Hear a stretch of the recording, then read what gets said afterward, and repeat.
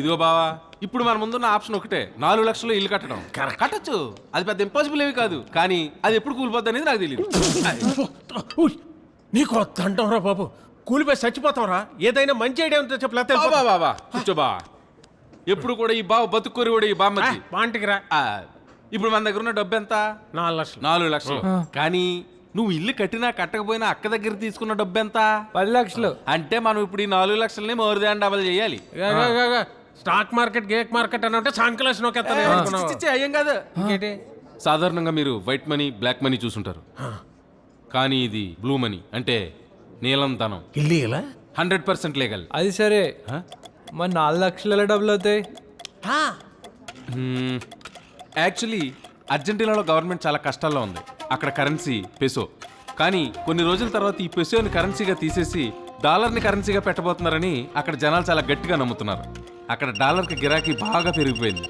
అక్కడ ఉన్న shop owners ఒక్కొక్క డాలర్ని 500, 1000 పెసోలు ఇచ్చుకుంటున్నారు.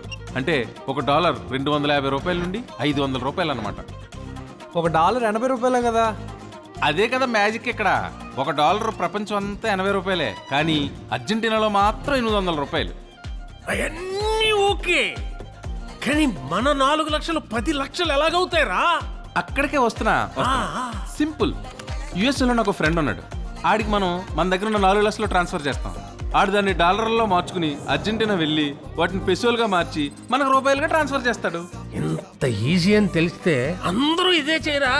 Very good question. కాకపోతే ఏంటంటే యుఎస్ నుంచి అర్జెంటీనా వెళ్ళే వాళ్ళు కేవలం 5,000 నుంచి 6,000 డాలర్స్, అంటే 5 లక్షల రూపాయలు మాత్రమే క్యారీ చేయాలి. లేకపోతే అక్కడ గవర్నమెంట్ ఒప్పుకోదు. మనది 4 లక్షలు కాబట్టి not at all A problem.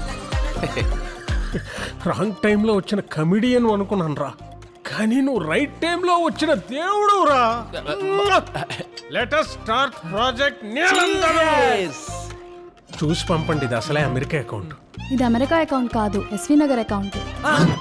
ఆ నేటివ్ ఎక్కడా? ఇక్కడే కదా. ఇక్కడ నుంచి వెళ్ళి అమెరికాలో సెటిల్ అయ్యాడు. బాగా శాతత్వం ఎక్కువైపోతుంది భావనిక. 2 రోజులు నీ అకౌంట్లో 10 లక్షలు పడతాయి. అత్తగారు డబ్బా మధ్య.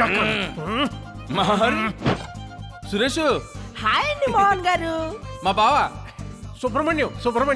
హాయ్ అండి సుబ్రహ్మణ్యం గారు. ఆటగాడు, మామూలు ఆటగాడు కాదు. మా మేనల్లు అర్జున్. హాయ్ అర్జున్ గారు, పెద్ద ఆటగాడు. ఆ డబ్బులు అకౌంట్ లో పడిపోయినాయి కదా. డబ్బులు వచ్చినాయి, మీరేం టెన్షన్ పడిపోకనా. 4 రోజుల్లో మీ అమౌంట్ కూడా మీకు వచ్చేస్తుందా? 4 రోజులు పడిపోతాయి. ఉంటానే, బాయ్.